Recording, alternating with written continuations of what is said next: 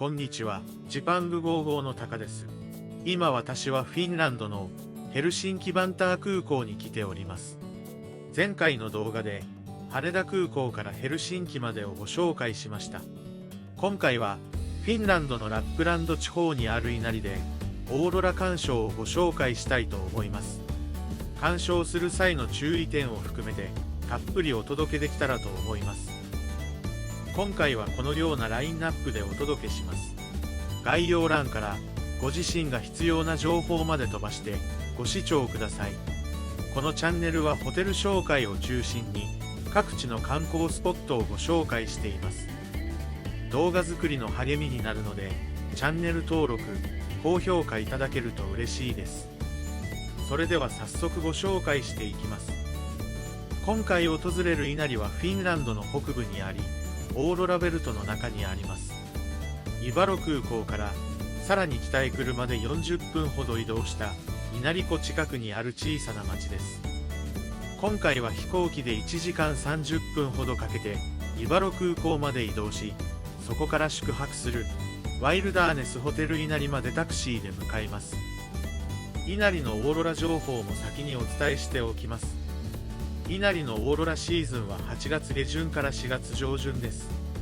特に9月から10月、3月は暗さもあり、気温も穏やかなので、オーロラを楽しめる時期だそうです。11月から2月は暗さは十分ありますが、天候の悪い日が多く、寒さも厳しいです。冬のアクティビティなどを楽しみたい方は、冬に訪れるのもおすすめですね。稲荷はかなり北部にあるため、ホテルからオーロラを見れる場所も多いです。ホテルから無理でも歩いてすぐの場所で見れるので、ツアーに参加しなくてもいいのが嬉しいポイントですね。稲荷湖が凍結していない時期は湖に反射した逆さオーロラも見ることができます。またオーロラシーズンの時期であれば3日間滞在すれば 90% 以上の確率でオーロラを見ることができます。注意したいのが、オーロラは出ていても肉眼で見るとかなり薄い場合も多いです。それらを含めて 90% 以上なので、その点はご留意ください。それではヘルシンキ空港からイバロ空港にまず向かいたいと思います。ヘルシンキ空港の詳細は別の動画でご紹介したいと思います。チェックインカウンターは案内掲示板で番号を確認し、記載の番号のカウンターに向かいます。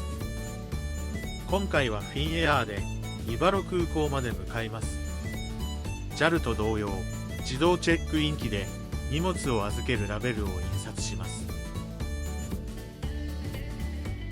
パスポートを読み込み、荷物の預け個数を入力します。荷物を預ける場所も無人で、自分でラベルを読み込んで預けました。そんなに難しくなく、わかりやすかったです。ヘルシンキ空港は国際線も国内線も同じターミナルにあります。手荷物検査は同じ場所で受け、国際線利用者はそのまま出国審査に向かいます。国内線のエリアにお店が多く、フィンランドで有名なマリメッコも出店していました。両替駅などもありました。食事するレストランやカフェも多かったですね。空港全体も綺麗でした。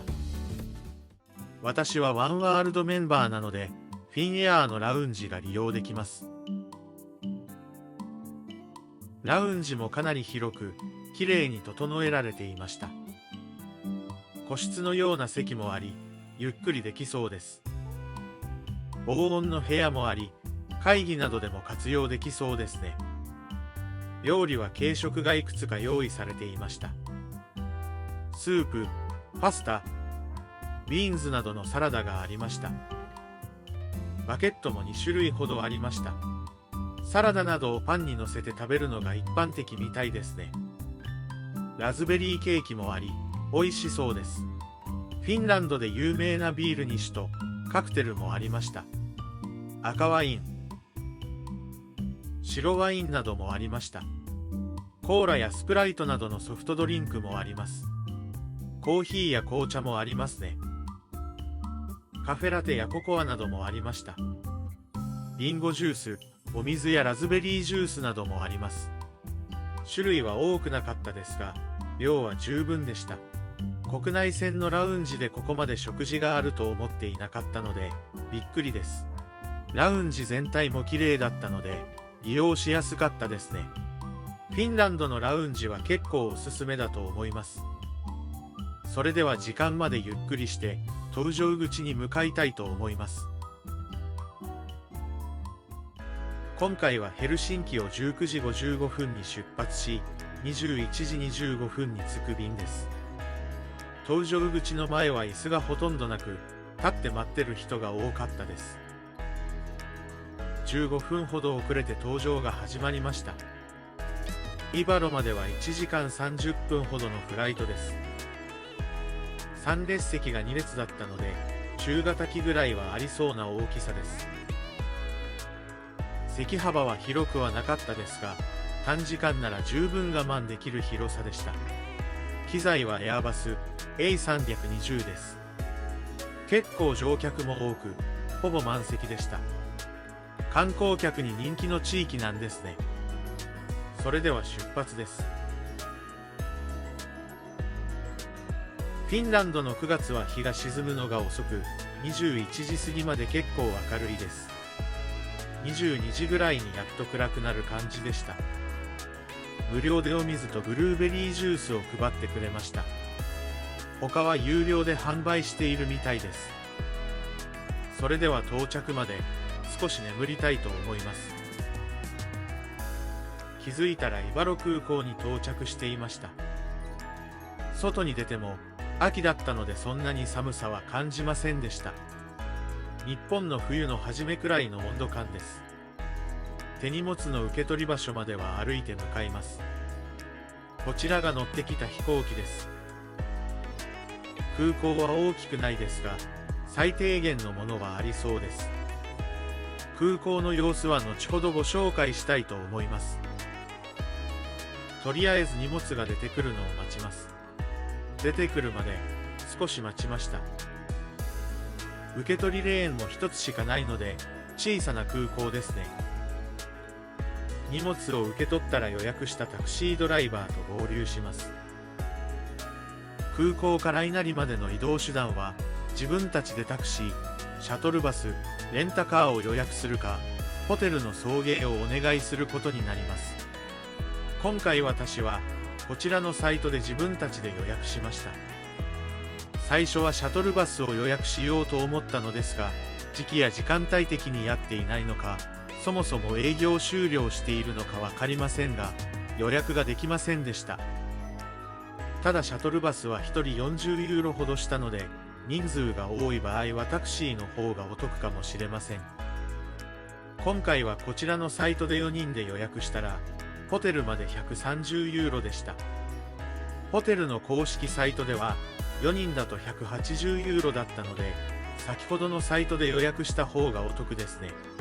ホテル以外にも移動するのであれば、レンタカーなどもいいかもしれません。概要欄に予約サイトを掲載しておくので、ご自身に合わせた移動方法を見つけてみてください。タクシーの運転手さんはとても優しく、丁寧に案内してくれました。席は向かい合わせの4人席でした。今回宿泊するワイルダーネスホテル稲荷までは40分ほどです。車が進んでいると、運転手の方がオーロラが出ているよと声をかけてくれました。肉眼で確認できるくらい出ていました。写真だと結構はっきり写っていますが、これよりは少し薄かったですね。ドライバーさんも近くの空き地に車を止めて写真を撮っていいよと言ってくれました。タクシーならではの配慮ですね。おかげで何枚か綺麗な写真を撮ることができました。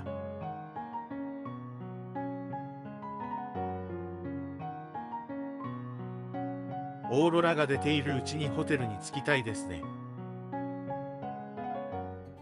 ホテルに到着しました。ホテルロビーの外観はログハウスのようになっており、雰囲気がありますね。ロビー棟はかなり広々しており、待合スペースも多かったです。軽食やドリンクも販売していました。ただコーラが1缶5ユーロなので、結構高めですね。チェックインカウンターで手続きをし、カードキーをもらいます。奥にはレストランがあり、朝食会場にもなっています。バーもあり、お酒も飲めます。値段はビールが10ユーロくらいでした。ロバニエミなど他の都市に向かうバスの時刻表も貼ってありました。外に出ると、まだオーロラがうっすらと肉眼で確認できるくらい出ていました。一旦荷物を部屋に預けたいと思います。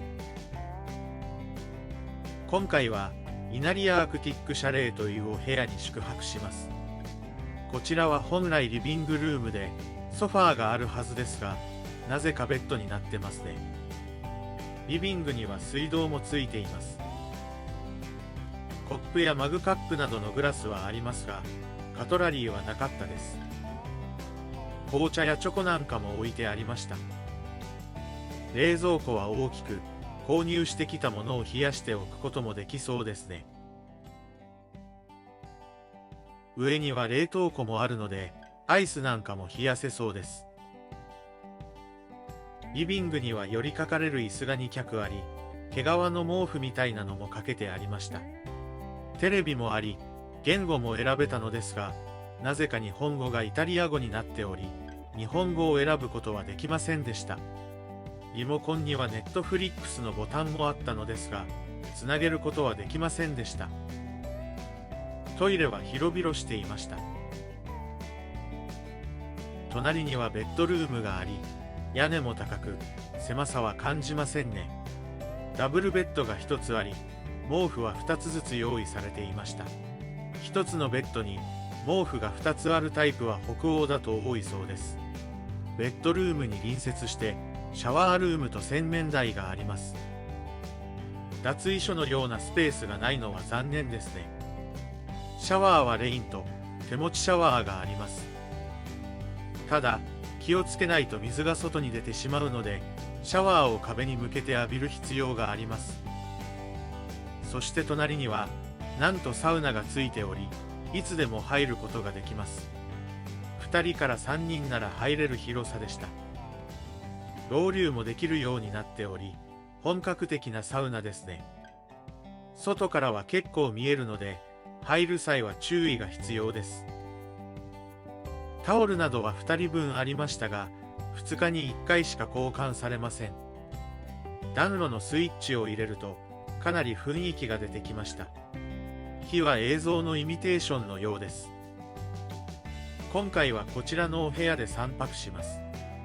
お値段は朝食付き大人1人、1泊27,000円でした。今回は4人で2部屋に分かれて宿泊したので、合計は248,000円ほどです。結構いいお値段ですよね。ここまでの移動の費用も考えると結構かかります。フィンランドはホテルの値段がそもそも高いので仕方ないかもしれません。このホテルは部屋から歩いてすぐの場所に稲荷湖があり、オーロラを鑑賞することができます。これは何事にも代え難いですね。朝食が7時から10時、チェックアウトは11時になります。ちなみに私はサウナがついた部屋にしましたが、他にもスタンダードなお部屋、オーロラを寝ながら見れるお部屋、大人数で泊まれるログハウスなどいろいろありました。ただ個人的にはオーロラキャビンじゃなくてもいいかなと思います。理由は値段が高い割には水はけがあまり良くなく、シャワーの時は結構気をつける必要があるみたいです。またオーロラが出るかは運ですし、結局見えやすい外に出ることが多いので、あまりオーロラキャビンは活用が難しいかなと思います。ただ真冬などはかなり寒いので、その際に部屋の中から見れるのはいいかもしれませんね。他の注意点としては、まずアメニティ類は一切ありません。ティッシュなどもなかったので、箱ティッシュを持参するといいかもしれません。カトラリーやお皿、調理器具などもないので、スーパーなどで何かを買ってくる際は注意してください。先ほど申し上げた通り、清掃は2日に1回なので、タオルの利用は注意が必要です。また窓が大きいのですが、カーテンを閉めないと外から丸見えです。遮光カーテンなので閉めるとかなり暗いですが、着替えなどする部屋はしっかり閉めた方が良さそうですね。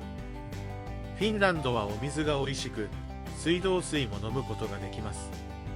そのため飲料水などは困りませんでした。サウナに入るのにお水が飲めないのは大変ですからね。それでは外に出てオーロラの続きを見たいと思います。先ほどより薄くなっていましたが、肉眼でも確認できるくらいオーロラがまだ出ていました。一応湖に映った逆さオーロラも見ることができました。オーロラが肉眼で確認できなくてもカメラのレンズを通すと見ることができます。私はあまり肉眼で見えないときはカメラでオーロラを探し、出ていたらその方向を見て待っていたりしました。だんだん強くなってきたりするので、オーロラが弱くても諦めないでください。ここでオーロラを肉眼で見る条件もお伝えしておきます。一つ目は晴天であることが絶対条件です。オーロラの出現位置は雲よりもはるか上空のため、天気が悪いと雲で遮られてしまうそうです。ただし、ラップランド地方は天気が変わりやすく、曇りや雨予報でも雲の切れ間からオーロラが見えることがあります。なので、天気が悪くても諦めずに、後ほど説明する KP 指数が高いときは粘ってみてください。2つ目は暗さです。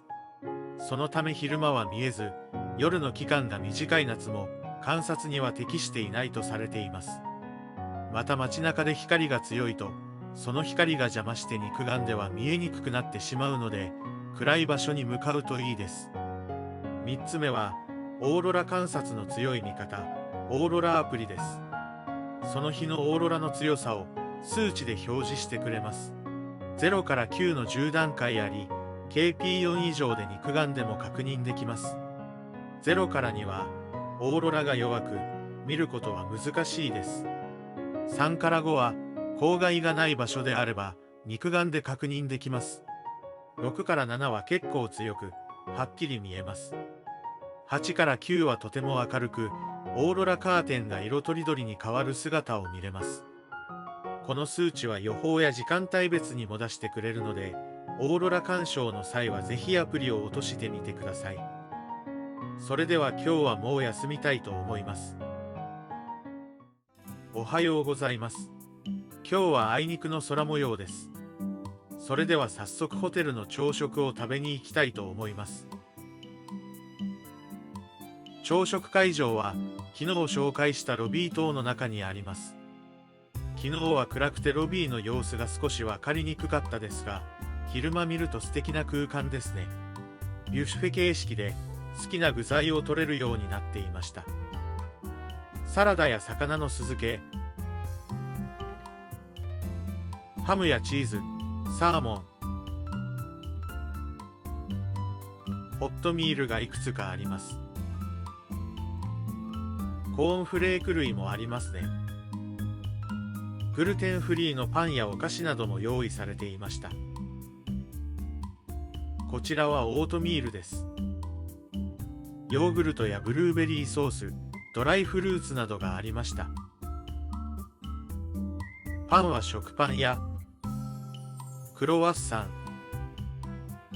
カレリアンピーラッカというフィンランドの伝統的なパイなどがありました。ライ麦系のパンもありますね。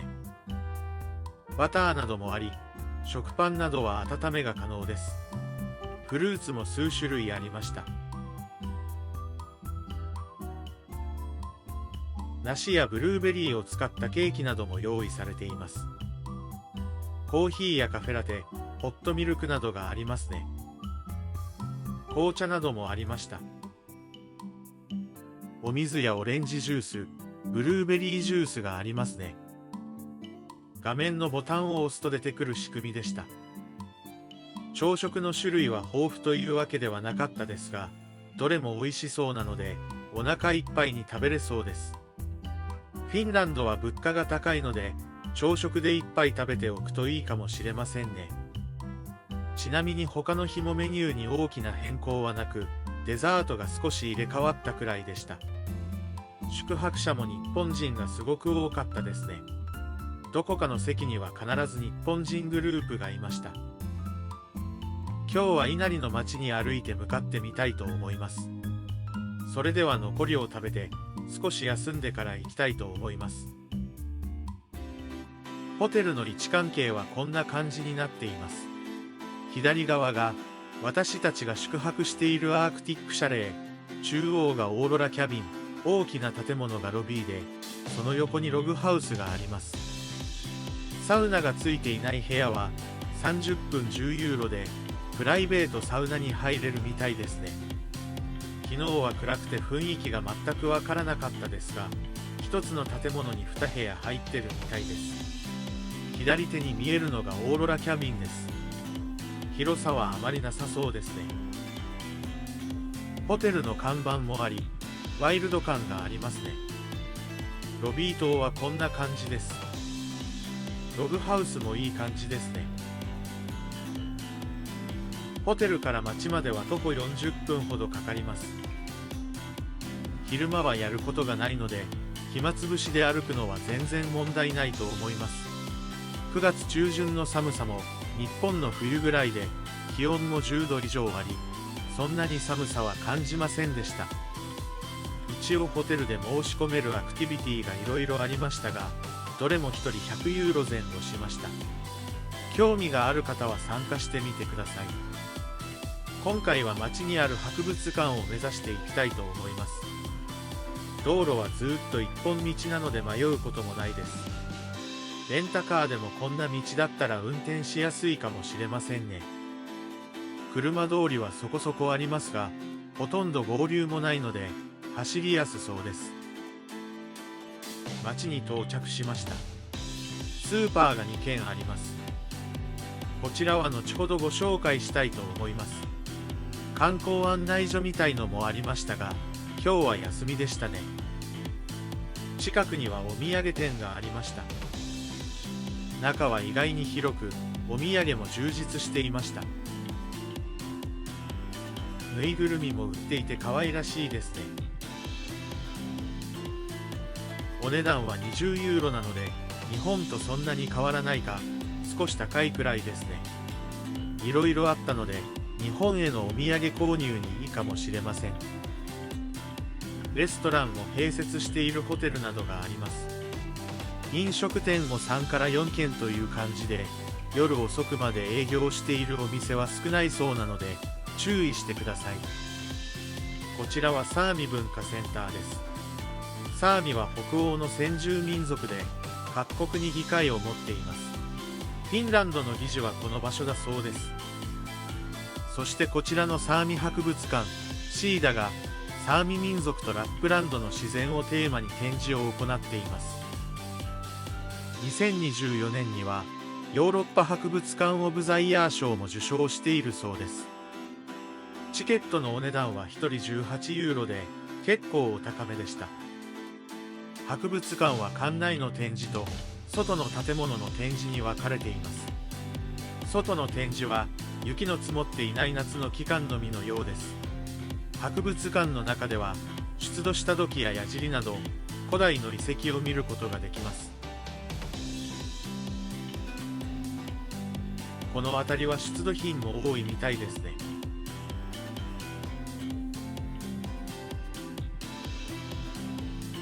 ミーサの方の文化や歴史なども展示されており、深く学ぶことができます。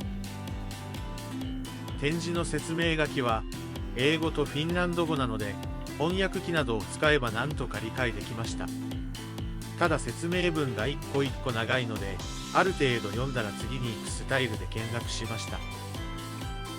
北欧や稲荷湖周辺の自然も学ぶことができ、この地域を深く知ることができました。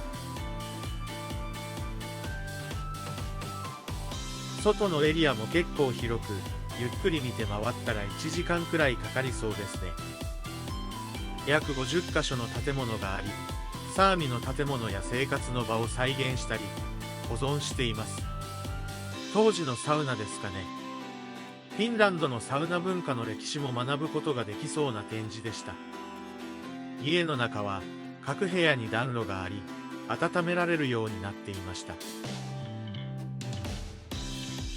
意外に家も広く、結構快適に過ごせそうです。人形などもあり、リアリティがありました。家の前には大きな反りがあり、迫力がありますね。稲荷港を渡る際に使用されていた船も展示されていました。こちらは鳥の小屋です。小さくて可愛らしいですね。トナカイの小屋もありました。雪が積もっても大丈夫なように結構大きいですね。森林の中に展示の建物が点在していたので散歩にもちょうど良かったです。それでは館内に戻りたいと思います。入り口付近にはギフトショップもあり、ミーサ文化の工芸品などが販売していました。マグネットなどの小物もあったので、気になる方は立ち寄ってみてください。それでは併設のレストランでランチを食べたいと思います。11時から16時まで営業しているビュッフェレストランです。お値段は 16.5 ユーロでした。中には売店もあり、ビュッフェ以外にもケーキやサンドイッチが販売していました。どれも美味しそうですね。今回はせっかくなのでビュッフェを注文しました。ビュッフェはこんな感じです。温野菜、牛煮込み、ご飯、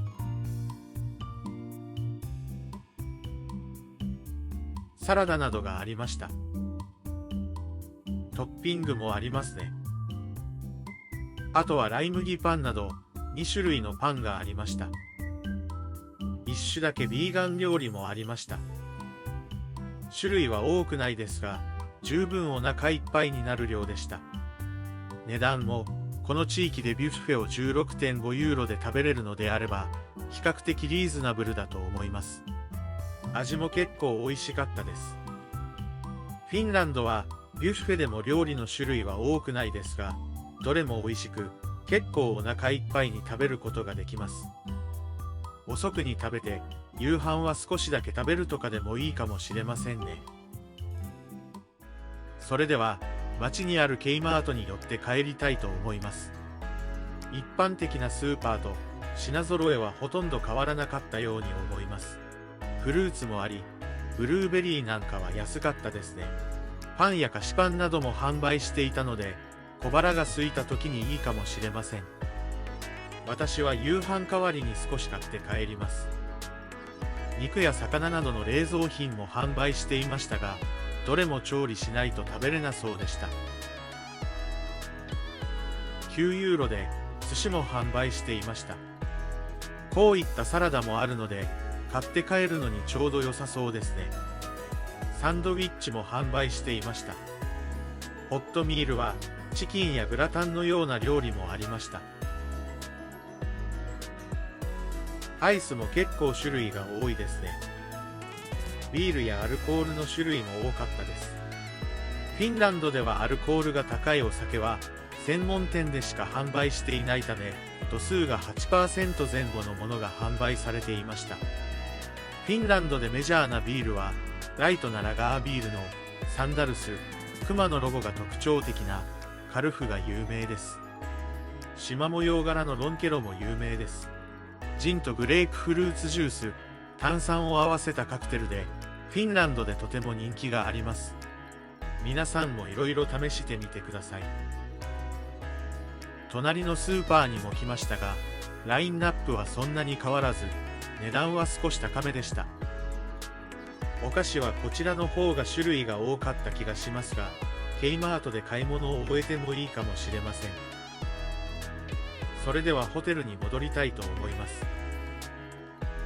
歩いてホテルに戻ってきました。ウーバーを利用しようと思ったら、全く捕まらないので、歩いて帰ってきました。夕飯はスーパーで買ってきた食材とお酒で済ませました。フィンランドはリサイクルが進んでおり、お店にある機械にペットボトルを入れると、次の買い物に使える割引券がもらえます。1本で 0.25 ユーロ返ってくるので、試してみてください。今日はオーロラ指数が低いので、見るのは厳しいかもしれませんね。それでは日が落ちるまで待ちたいと思います。湖に月明かりが映り、これはこれで綺麗ですね。オーロラは肉眼でうっすら見えるぐらい映っていました。若干薄かったですが、見ることができました。カメラだとはっきり見えてますが、ここまではっきりは見えませんでしたね。でも今日は期待していなかったので、少しでも見れてよかったです。それでは今日はもう休みたいと思います。おはようございます。今日はホテル近くの湖を散策してゆっくり過ごしたいと思います。湖は穏やかで秋ならではの過ごし方ができました。冬場に外ではなかなか過ごせませんからね。アクティビティで釣りを楽しむプランもあるみたいです。湖のあたりを若干歩けるようになっていましたが、散歩コースのようにはなっていませんでした。それでは湖の近くにベンチがあったので、ここで昼食を食べたいと思います。のどかで素敵な時間ですね。今日はオーロラ指数が高いですが、夜の天気が悪いので見えるか心配です。今日は粘り強く待ってオーロラを見たいと思います。それでは夜までゆっくり過ごしたいと思います。夜になるとオーロラが出ていました。ただ雲が多くはっきり見えない感じです。今日は夜中の2時頃が一番指数が強いので、一旦仮眠して再度チャレンジしたいと思います。起きてみたら雲の切れ間からオーロラが見えていました。今日は指数が5で結構強く肉眼でもはっきり見えていました。雲はありますが、稲荷湖に反射するオーロラもはっきり見ることができました。オーロラはローマ神話に登場するアウロラという女神に由来すると言われています。彼女は毎朝空をかけて太陽が昇る前に夜を終わらせます。まるで女神がかけているのもわかる気がしますね。後半は肉眼でカーテン状になりながらゆらゆら揺れる姿をはっきり見ることができました。色が変化するところまでは見れませんでしたが、十分オーロラらしいオーロラを見ることができました。だんだん強くなっていくオーロラを見ていると、とても神秘的な気持ちになりますね。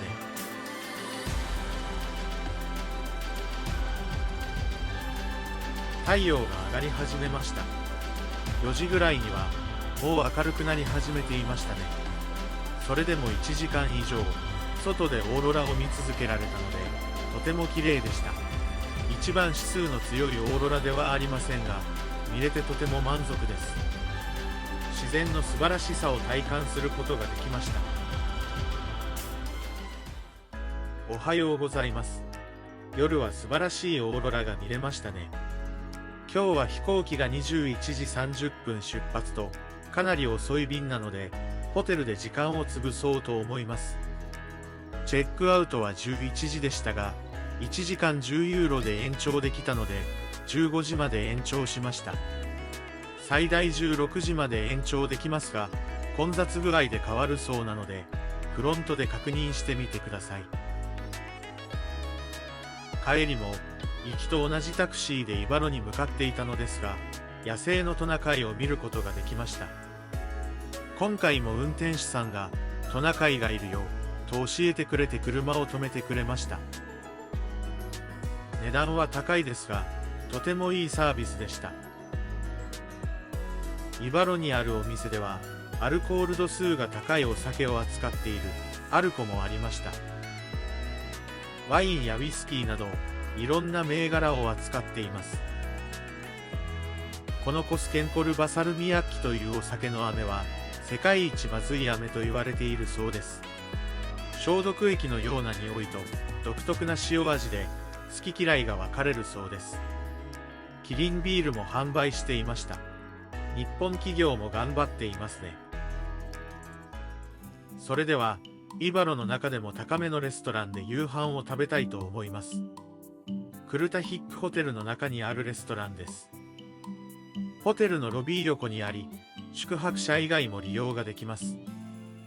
中は結構広々していますが、団体客が利用する際は、お店に入れないこともあるみたいです。トナカイの飾りもありました。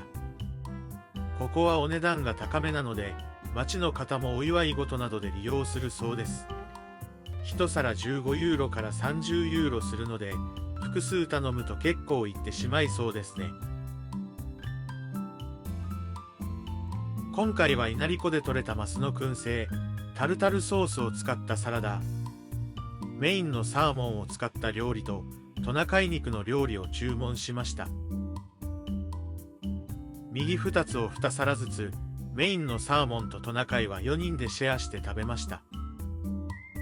タルタルは塩味が効いていて美味しかったですね。サラダとしてちょうど良い量です。稲荷湖のマスも結構美味しかったです。アボカドとよく合っていました。メインのトナカイ肉は柔らかくて美味しかったです。下のマッシュポテトとよく合っていました。食事の最後にはチーズが中に入ったフィロのアイス添え、マスカルポーネとストロベリーアイス添えのデザートもいただきました。紅茶はこんな感じでティーパックで提供されます。ホテルの部屋で無料で提供されているパックと一緒ですね。どれも美味しくいただくことができました。少しお高めですが、皆さんもよかったら訪れてみてください。それではイバロ空港に向かいたいと思います。イバロ空港に到着しました。